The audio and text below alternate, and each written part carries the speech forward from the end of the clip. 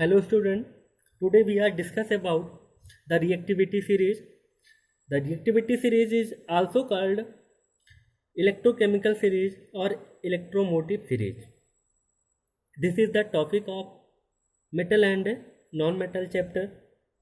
Firstly, we are discuss about what is the metal, what is the properties of metal, what is the non-metal, what is the properties of non-metal. Firstly, we know 118 element found in our nature. Out of 118 element, 92 element are natural,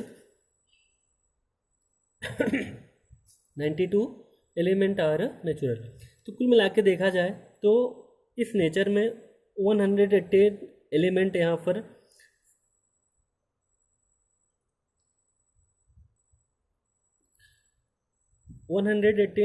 element में से 92 हमारे natural हैं, बाकी हमारे artificial हैं. इनको हम लोग लेबोरेटरी में आर्टिफिशियल मेथड के थ्रू ऑब्टेन करते हैं. तो इस 118 एलिमेंट में 88 हमारी मेटल्स हैं और 22 हमारे यहाँ पर हैं नॉन मेटल. तो व्हाट इज़ द मेटल, आपने यहाँ पर पढ़ा था पिछले टॉपिक्स में. तो जो हमारे मेटल्स होते हैं, मेटल की जो सबसे खास बात होती है कि जो हमारे मेटल होते हैं ये इलेक्ट्रॉन रिच होते हैं. इलेक्ट्रॉन रिच होने के कारण ये अपने वैलेंसी सेल से इलेक्ट्रॉन को विड्रॉ करके कैटायन का फॉर्मेशन करते हैं. इलेक्ट्रॉन को विड्रॉ करके कैटायन का फॉर्मेशन करते हैं. तो the element which can rapidly losses electron to form cation, the element which can readily rapidly losses electron to form cation, that is the metal. For example sodium की हम लोग बात करें, सोडियम इज मेटल. सोडियम का जो atomic number होता है वो 11 होता है. जब इसका इलेक्ट्रॉनिक कॉन्फ़िगरेशन करते हैं तो 281 आता है. इसके वैलेंसी सेल में 1 इलेक्ट्रॉन होते हैं. तो ऑक्टेट कंप्लीट करने के लिए इसके पास 8 इलेक्ट्रॉन होने चाहिए, जबकि इसके वैलेंसी सेल में 1 इलेक्ट्रॉन होता है. इसलिए क्या करता है सोडियम, अपने वैलेंसी सेल से 1 इलेक्ट्रॉन को लॉस करके Na+ बनाता है. तो जो हमारा Na+ होता है ये हमारा कैटायन होता है. तो जितने सारे मेटल होते हैं वो अपने वैलेंसी सेल से इलेक्ट्रॉन को विड्रॉ करके कैटायन का फॉर्मेशन करते हैं. इसी बिहाफ पर जो हमारे नॉन मेटल होते हैं वो इलेक्ट्रॉन पुअर होते हैं, और इलेक्ट्रॉन पुअर होने के कारण अपने वैलेंसी सेल में या फिर वैलेंसी सेल का जो ऑक्टेट होता है उसको कंप्लीट करने के लिए जितने इलेक्ट्रॉन की आवश्यकता होती है, जितना इलेक्ट्रॉन चाहिए उसको for the completion of their octet, उतने इलेक्ट्रॉन को गेन करके निगेटिव चार्ज को यहाँ पर कैरी करता है. तो यहाँ पर कह सकते हैं एनायन का फॉर्मेशन करता है.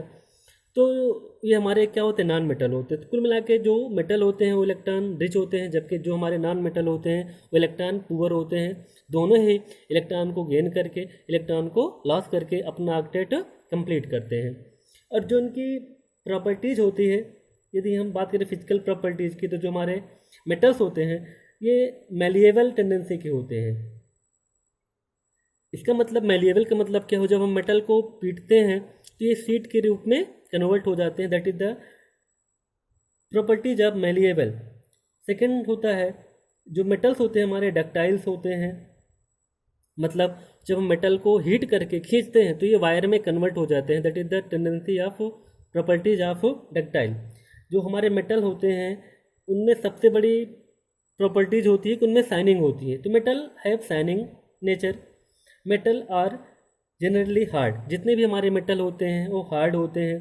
Metals are solid at room temperature, but exception like as mercury. Mercury is a liquid at room temperature, whereas gallium is melted state at 30 degree Celsius.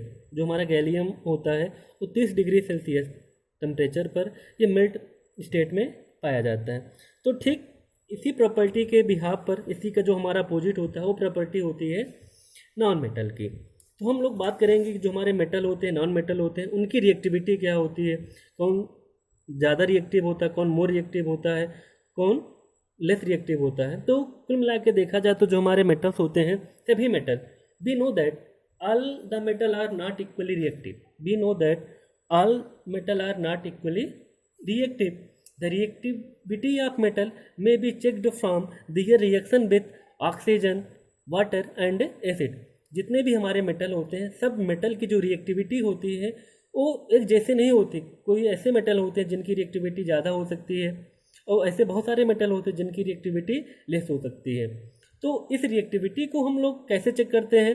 जब उस मेटल की रिएक्शन हम लोग oxygen से कराते हैं, वाटर से कराते हैं और एसिड से कराते हैं, तब हमको पता चलता है कि ये हमारा मेटल रिएक्टिव है, क्योंकि वो रिएक्ट करेगा, आसानी से रिएक्ट करता है, या फिर किसी विशेष परिस्थिति में, किसी विशेष सिचुएशन में रिएक्ट करता है with oxygen, water and acid. तो हम उसकी रिएक्टिविटी को यहाँ पर हम लोग डिफाइन करते हैं। तो कुल मिला के देखा जाए तो जितने सारे मेटल्स होते हैं, सब मेटल की जो रिएक्टिविटी होती है वो एक जैसी नहीं होती। तो हम रिएक्टिविटी को कैसे चेक करते हैं? Reactivity of metal is checked by displacement reaction. Suppose that कोई भी हमारा मेटल ए है और उसकी रिएक्शन हमको कराना है साल्ट सोल्यूशन बी से। मेटल हमारा ए है और साल्ट सोल्यूशन हमारा बी है।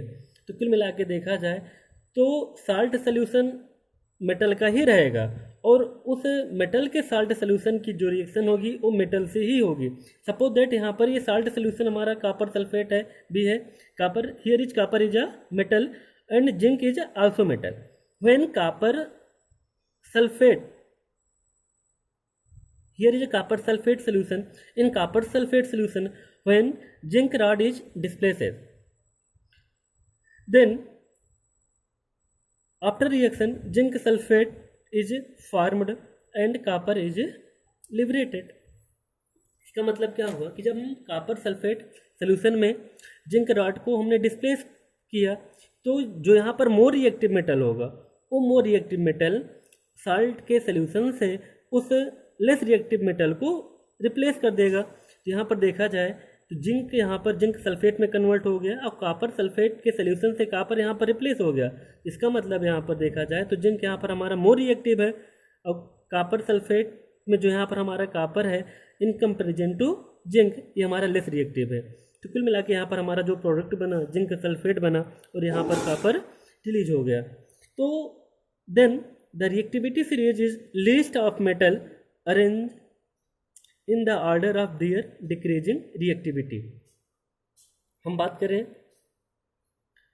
Potassium, sodium, calcium, magnesium, then aluminium, zinc, lead, iron, lead, hydrogen, copper, mercury, silver and gold. These are a group of element. तो first four element like metal like potassium, sodium, calcium, magnesium are most reactive metal. In second hand, aluminium, zinc, iron, lead, hydrogen are less reactive metal, whereas copper, silver, copper, mercury, silver, gold are least reactive metal. This series is also called reactivity series. When here potassium is the most reactive metal and gold is the least reactive metal, where when we are moving in reactivity series top to bottom decreasing of reactivity of metal. When we are moving in a reactivity series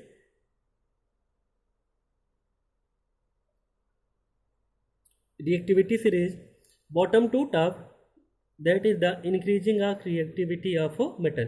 तो कहने का मतलब हुआ कि इस reactivity series में जो हमारा मेटल सबसे ऊपर रहेगा वो मोस्ट रिएक्टिव होगा, जो मेटल नीचे रहेगा वो हमारा लेस रिएक्टिव होगा।